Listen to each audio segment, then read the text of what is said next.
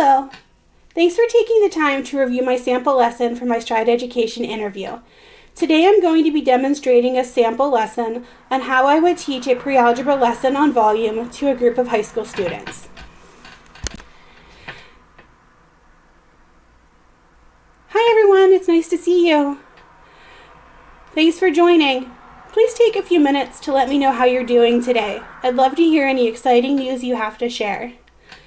Before beginning a lesson or a period with my students, I always like to take a few minutes to check in. I think it's important to see what's going on in their lives and always give them a chance to share anything that they may want to. I think it helps to build a positive rapport as well as lets me know what's going on in their lives to make my lessons relatable and fun and more engaging to them. Before we get started today, I'd like you to take a few minutes to complete this warm-up problem to refresh your brains on what we already know about volume. Please solve this problem and submit your answers to chat as you come up with them. If your answer seems to be different than a friend's, double check to see what you may have done wrong or work together with your peers in chat to figure it out. I would give my students a few minutes of wait time monitoring their answers in chat. And before we move on, I would give them an opportunity to use the whiteboard feature to show me how they solved the problem.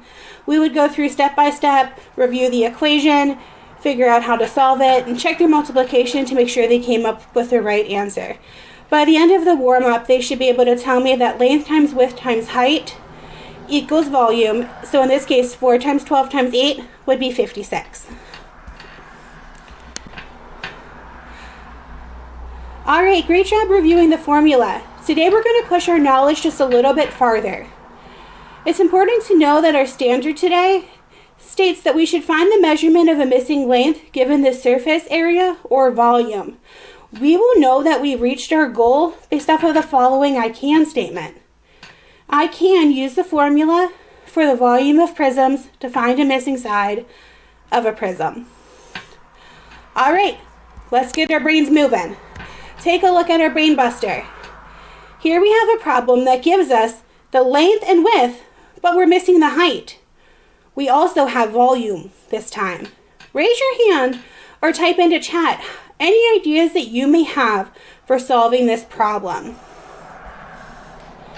During this time, I would allow a few students to share their thinking, giving positive reinforcement if they're on the right track. If they're incorrect, I would give them a gentle reminder that that wasn't quite right yet, but we would take some time to learn that later, and also praise them for taking the initiative to share their thinking. I always like to remind my students when they make a mistake or don't know something yet that we can have a growth mindset, and that if we don't know something right away, mistakes just help us figure it out as we go. All right, everyone, now that we've brainstormed some of our ideas and we seem to be on the right track, let's take a few minutes to learn more about our topic. On this slide, there's a short video from Learn Zillion that reviews finding the volume of a rectangular prism. It's going to remind the students about important vocabulary from previous lessons, such as length, height, what volume is, what models are, and then it's going to go through a few examples of what we already know. Next, it's going to show us examples of how to solve for a missing side using the volume formula. At this point, it's going to remind us or teach us of important words, such as inverse operation, that we're going to need to reference as we move forward. Thanks for taking some time to review that video. Does anyone have any questions on the information that was presented? Perfect. Let's take a deeper look at our brain buster question from today. The first thing that we want to do when we solve these problems is always rewriting our equation. It helps us to stay organized and remember what we're doing.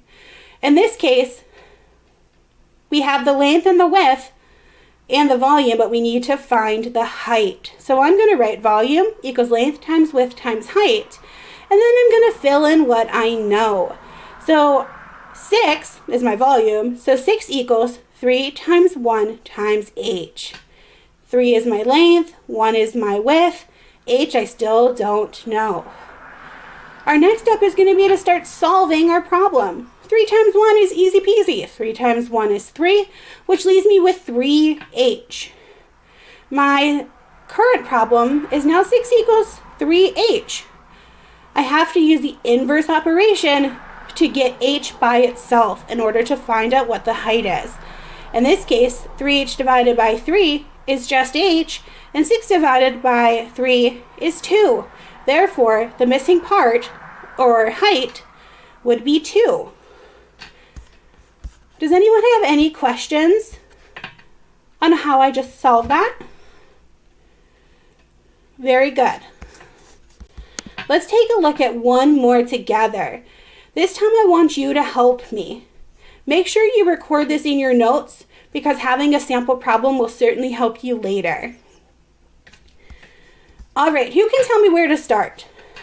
At this time, I would call students one by one to help me write out the steps to solve this problem. So the first thing I need to do is rewrite my equation. Next, I would have a student help identify the parts that I know. And we would write the equation 144 equals L times 4 times 4. Next, I would offer for a student to help me solve what I know, and they should be able to tell me 4 times 4 is 16. Therefore, my equation would be 144 equals L times 16. I would offer for another student to help me solve using the inverse operation by dividing 16L by 16 and 144 by 16. Finally, we should all be able to find that the answer is 9. Again, as they do this, I would be recording it on the whiteboard so that they would have a visual example of the steps that I just discussed. Prior to moving on, we would do one more chance for them to tell me if they have any questions, and then we would begin splitting out into breakout groups. So now it's your turn to work together to show me what you have learned. I have pre-assigned you to breakout rooms. This is an example of how I would break down my groups. Students are put into heterogeneous groups for this activity. Each group has one higher student, a student with an IEP goal in math, and then a variety of proficient and lower level students. I chose to group students this way because I believe that the higher students will be good role models for the lower students, but I also think that having them be the leader in teaching others offers them an opportunity to challenge their thinking. Please take a look at the following problem. You'll have about 10 minutes to solve this with your group. Take turns and listen to each other's thinking. Remember to explain how and why we do each step. If you finish early, feel free to challenge yourself by creating some of your own problems. Is there an easy way to make sure that your problems are whole numbers? If you're coming up with decimals, challenge yourself to figure out what you can do to make it a little bit easier. I will be around to check on each group as you work. Remember to try your best and stay on task. At this point, I would bounce around checking on each group of students and listening to their conversation and offering support as needed. After about 10 minutes, I would end the breakout rooms and bring all of my students back to the main meeting.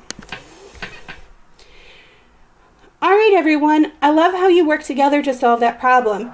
Can anyone take a minute to show how we solved that on the whiteboard?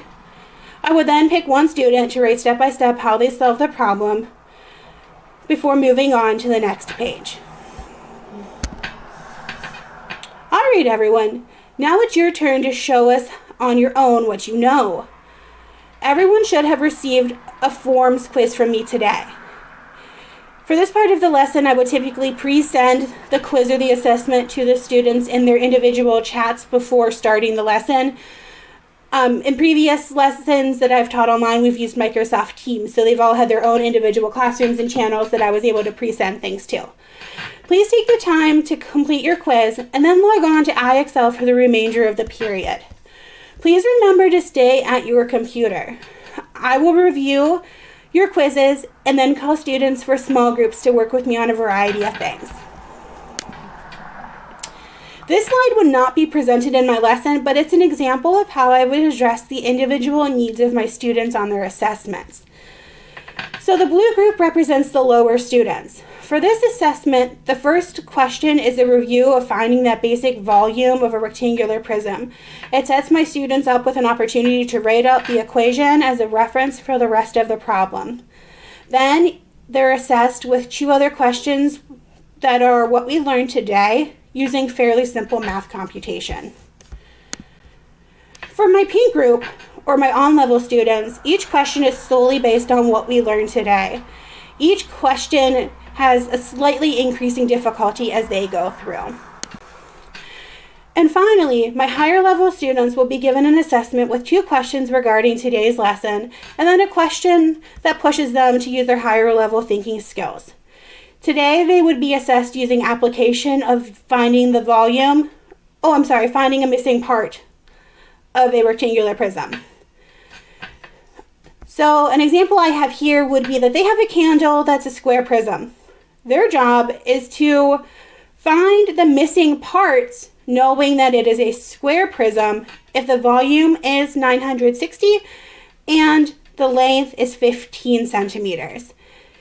This is going to push them to find both the missing width and the missing height, as well as push them to apply what they already know to something they may see in real life.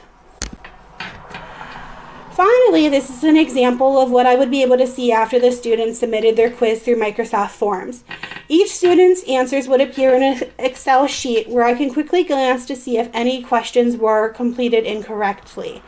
If students struggled with this lesson, I would call them into a small group during their independent work time to do some reteaching.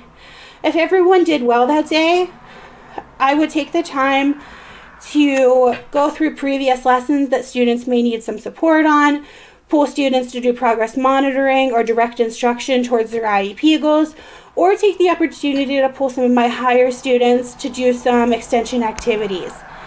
Each student during this time would also be assigned lessons on iExcel that would target what they needed to work on individually. That would provide me with individual data on their progress, and it would also show me the time spent on the lesson in order for me to make sure that they were spending time being engaged with their work. Thank you for taking the time to review my lesson today. I look forward to talking to you soon. Thank you. Bye.